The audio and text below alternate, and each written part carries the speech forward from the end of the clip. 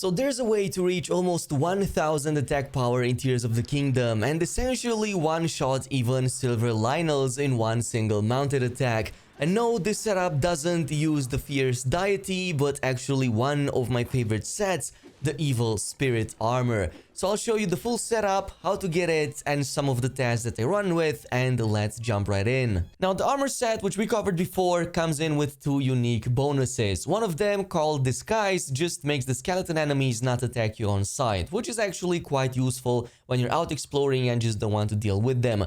However, the second set bonus, called Bone Weapon Proficiency, is what makes this so great, as it buffs your damage with bone weapons.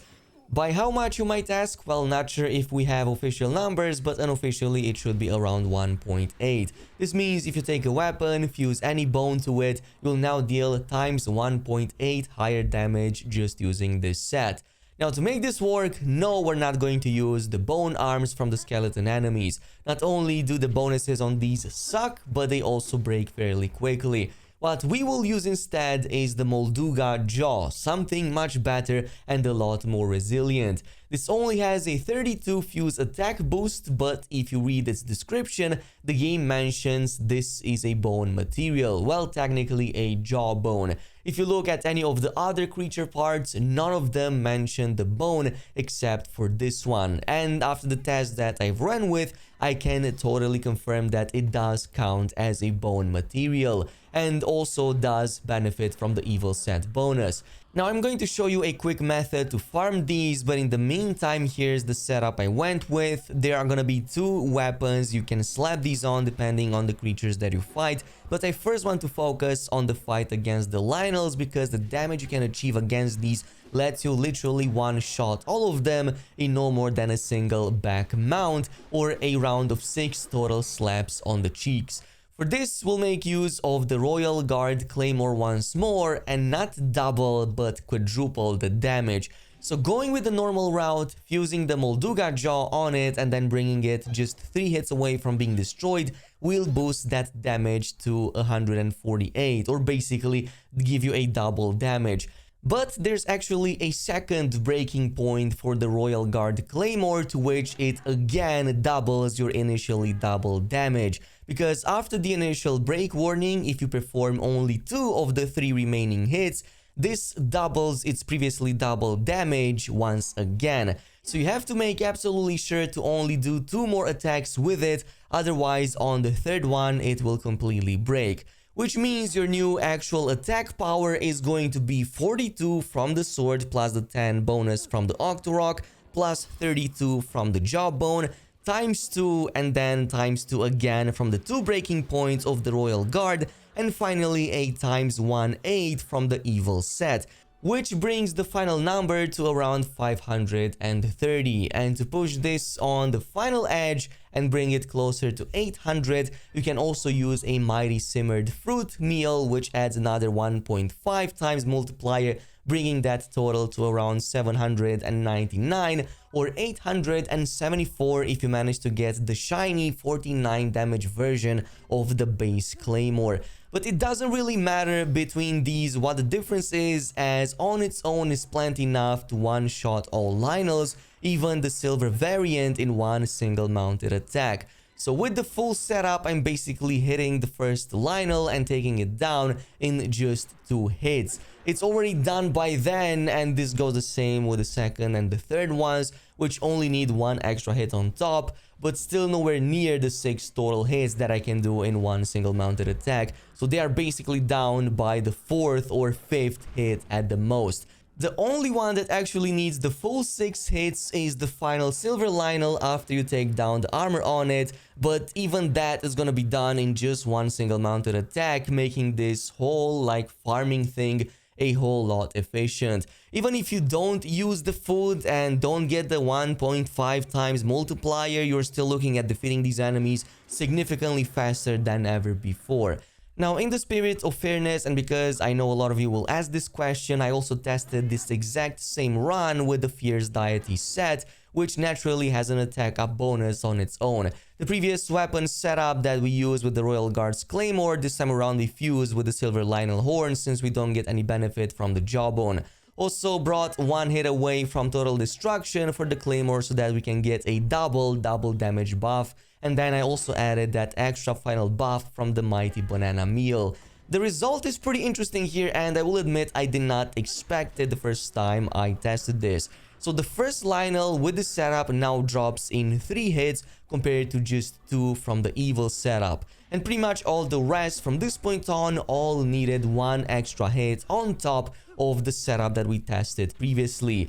Which pretty much means that the evil spirit setup with the jawbone takes the top prize over here. And I'm not sure exactly how that's possible unless the damage is actually closer to 1000 or I'm missing something here, because mathematically the 194 variant with the fierce deity should be slightly ahead, but as it stands it is not. It's 1 full hit away lower than the previous one, which means you can no longer one-shot the final Lionel, but instead need 1 more hit to take it down, either by sacrificing the weapon or finding another source of damage or mounting it once more. Now, in terms of how to get these items for the Evil Spirit armor set, I already made a full guide yesterday, so you can go ahead and refer back to that. For the bananas, you can get these for the attack power meal, so you can find a lot of them in the jungles down south, right next to the lakeside stables, right here on this side of the map. Cooking just 5 of these together gives you the mighty simmered fruit meal, which adds another 1.5 times multiplier to your attack power. For the Molduga Jaws, you'll need to defeat the creatures with the same name right here in the Gerudo Desert. You can find one right around the west in the Turuma Dunes, very close to the nearby shrine. And there's also a second one that I farm on repeat in the East Barrens, also close to the shrine in that area. There are at least 2 or 3 more that spawn around the desert, so you really cannot miss these. I do suggest using time bombs to distract their attention, otherwise they can easily one-shot you unless you have a ton of hearts. Plus, they also drop chests with the Gerudo weapons inside, and especially if you saw the video that I covered before, you already know how strong the Gerudo Scimitar is and why this can be turned into the best weapon, the Scimitar of the 7, and get one of the best one-handed in the game via a very quick and easy to do side mission in the Gerudo town, which you can also then use to regain these weapons in case you've broken them. Which brings me to the final point, and that is that the Evil Spirit Jawbone setup isn't the best for all situations, but actually it's a matter of trade-offs with the Fierce Deity one and the Silver Lionel Horn. So again, I ran a bunch of other tests against normal enemies, and instead of using the Royal Guard Greatsword, in this case I went with the Scimitar of the 7 and then combined it with the 2 materials. So one was Evil Armor, Scimitar and Molduga Jaw, and the other one was Fierce Deity, Scimitar and Silver Lionel Horn. Surprisingly, they are very close in this scenario, also 1 hit away from one another, except that the Fierce Deity and the Silver Lionel setup have a slight edge. Obviously, against everything below silver enemy level gets one-shotted in both situations no matter what.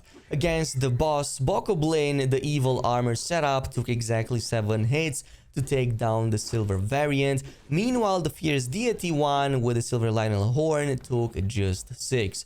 However, there is one advantage to the Evil Spirit and the Molduga variant, which is the fact that you can completely break off armors with it, which you cannot with the Fierce Deity and Lionel combo. That's because one of them is technically a hammer with the jaw on it, while the Lionel Horn essentially turns your weapon into a sharp blade.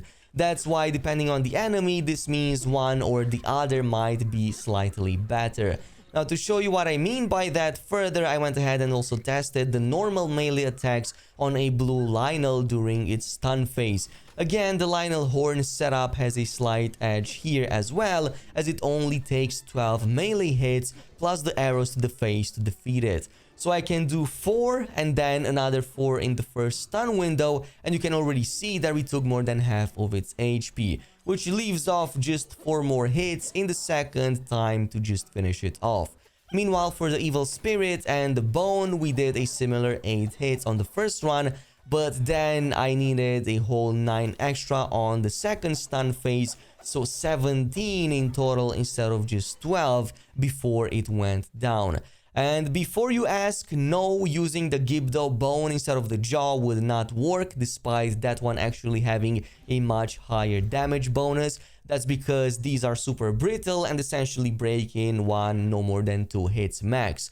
so really not reliable. The jawbone is really the best one in this case, unless we can find another bone quote-unquote material with higher bonus stats, but in the meantime, this has a very high natural durability, so you can use your weapon a lot longer. Plus, the scimitar of the 7 naturally is very durable, which means you can use these for a very long time. And yeah, that's pretty much it with the setup. Let me know down below what you think about it. In the meantime, thanks so much for watching, and until next time.